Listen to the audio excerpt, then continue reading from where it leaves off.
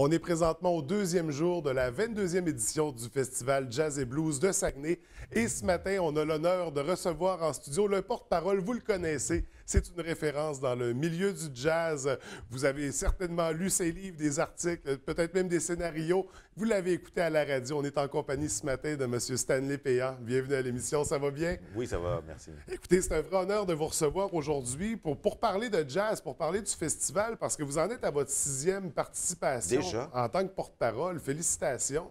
Ça doit être tout un honneur aussi pour vous qui avez grandi à Jonquière de pouvoir vous impliquer comme ça dans un festival d'une telle renommée. D'autant plus que quand j'étais à Jonquière, il n'y avait pas de festival. Non, j'avais pas eu cette chance-là quand Ouais. j'étais plus jeune. Donc, c'est ça. On parle de la 22e édition ce matin, mais avant d'en discuter, j'aimerais qu'on fasse un petit portrait.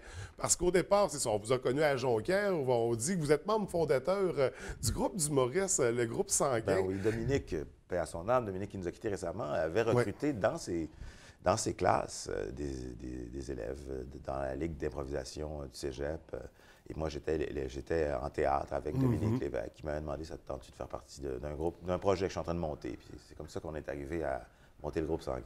Donc, vous avez collaboré à ce beau projet-là en humour avant de plonger littéralement dans l'univers de la littérature. C'est un choix qu'il a fallu faire. Ouais, Parce oui, que ah, vraiment, oui. oui, absolument. J'étais dans le groupe, puis c'était un groupe qui commençait à avoir une réputation assez sérieuse. Je me rappelle d'un numéro que j'avais fait avec Danny Turcotte, qui était tout nouveau dans le groupe, puis il est arrivé après moi, c'est moi qui l'ai présenté aux autres. OK. On jouait deux jumeaux qui se présentaient l'un contre l'autre aux élections à la Terrière, les élections municipales. Donc on arrivait sur scène dans le même gilet.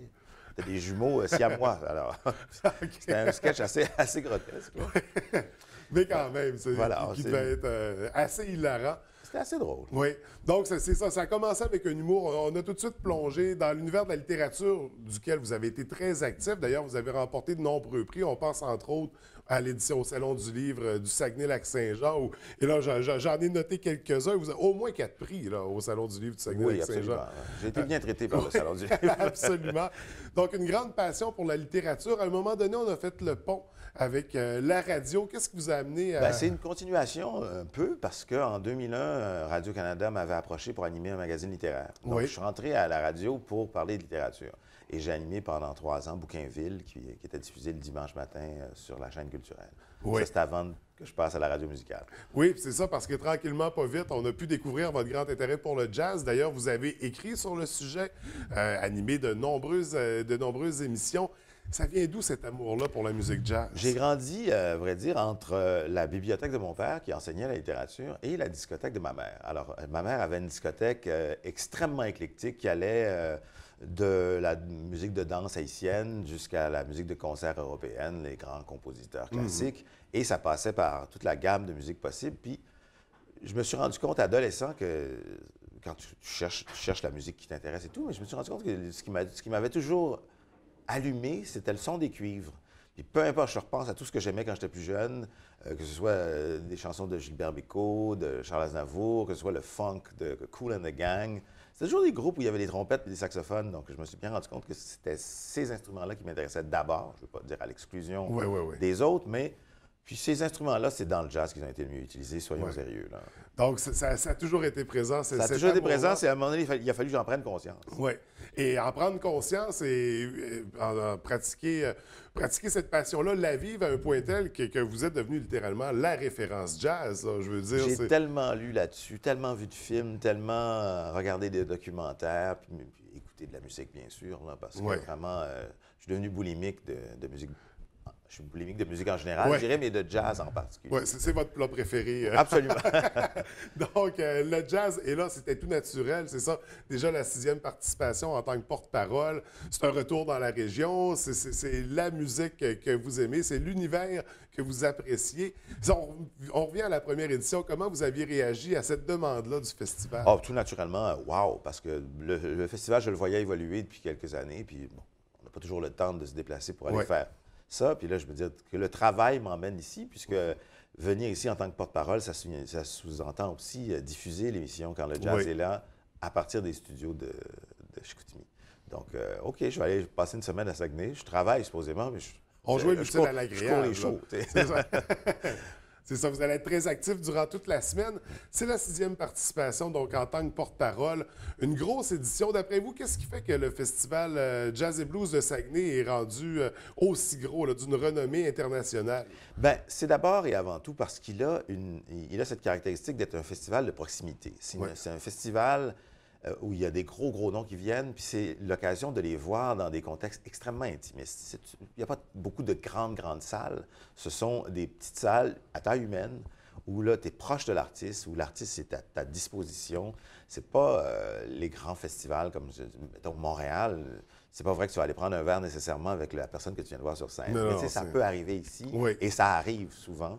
Et donc, cette proximité-là lui donne sa saveur particulière parce que c'est une musique, souvent une musique intime, la musique de jazz, la musique de blues.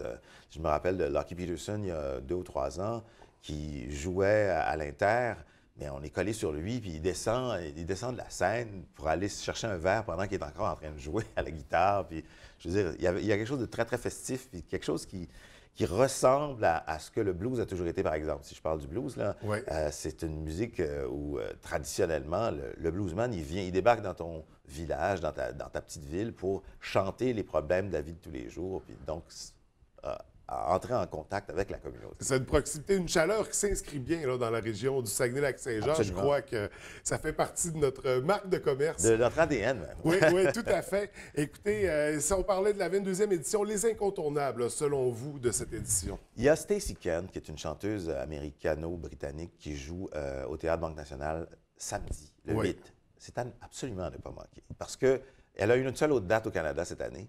Alors, elle sera à Charlevoix en juin. Mais si vous voulez voir Stacey Kent cette année, c'est soit à Québec, soit à Chicoutimi, soit dans la banlieue de Québec. Donc, 2 seules occasions. Et c'est une chanteuse de réputation internationale. C'est drôle parce qu'elle est peut-être moins connue ici que d'autres des talents locaux, mais il faut absolument pas manquer cette chanteuse qui est d'une délicatesse, qui chante de la bossa nova, qui chante en français, en anglais, en portugais, en italien, et qui a ce rapport très, très, très convivial avec son public. Donc, ça, Stacey Kent, là, c'est à ne pas manquer. Donc, on met ça sur la liste. Il faut le mettre sur la liste. Il y a Sonia Johnson, qui, elle, est une chanteuse québécoise, qui rend hommage à Ella Fitzgerald 2 soirs de suite. Ella Fitzgerald aurait eu 100 ans cette année, un petit peu plus tard en avril. C'est Sonia avec le guitariste Steven Johnston. Alors, Johnson et Johnston, c'est pas tout à fait comme la poudre pour bébé. Puis, ces deux-là ensemble, encore une fois, ensemble dans un contexte. Merlin, c'est un petit resto-club, donc on mange, on écoute cette musique extraordinaire qu'Ella Fitzgerald avait enregistrée avec Joe Pass dans les années 70-80. Et c'est un côté d'Ella Fitzgerald qu'on a tendance à négliger. On pense à Ella Fitzgerald comme la chanteuse de Big Band, mais elle avait aussi ce côté-là où seul avec un pianiste, seul avec un guitariste. Et c'est ce répertoire-là qu'ils vont explorer, puis ça, c'est absolument à voir. L'ennui, cette année, c'est l'embarras du choix. Parce que Sonia Johnson joue en même temps que Suzy Arioli, joue en même temps qu'Angel Forrest. Et alors, on est très, très choyé en matière de chanteuse cette année. Alors, vendredi, ça devient un problème. Bon, Sonia est là 2 soirs, mais si tu vas voir Sonia Johnson, tu iras voir Angel Forrest, qui est une habituée. Alors, c'est notre chanteuse de blues nationale. C'est notre Janis Joplin du Québec. Donc, ça, elle est là très régulièrement. Je l'ai vue à quelques reprises à Saguenay, puis c'est une incontournable, elle aussi. Oui, donc des choix déchirants qu'on aura à faire. Et vendredi aussi, vendredi ou samedi, il y a Yannick Rieu avec le gros groupe. Le gros groupe, c'est ce big band de musiciens originaires ou résidents au Saguenay. Un big band classique. Non, plutôt progressiste. Okay. Alors, c'est de la musique originale écrite par des compositeurs du Saguenay. Puis Yannick Rieu, c'est un saxophoniste qui a grandi ici. Il est un peu comme moi. Il a grandi ici, il est parti, mais il revient tout le temps. Et là, le gros groupe et Yannick Rieu, bon, là, c'est encore un problème. C'est en même temps que Stacey Kent. C'est un beau problème, l'embarras du choix, mais bon, évidemment, il y en a pour tous les goûts. Oui, tout à fait. Mais un beau festival comme ça, puis en plus, il faut mentionner que près de la moitié des spectacles sont gratuits. Donc et ceux pour lesquels on ne paye pas très cher. Oui, c'est très abordable. Donc, ça vaut la peine de se déplacer un peu partout, de se diviser en 2 ou en 4 pour apprécier donc les spectacles qui nous sont offerts pour la 22e édition.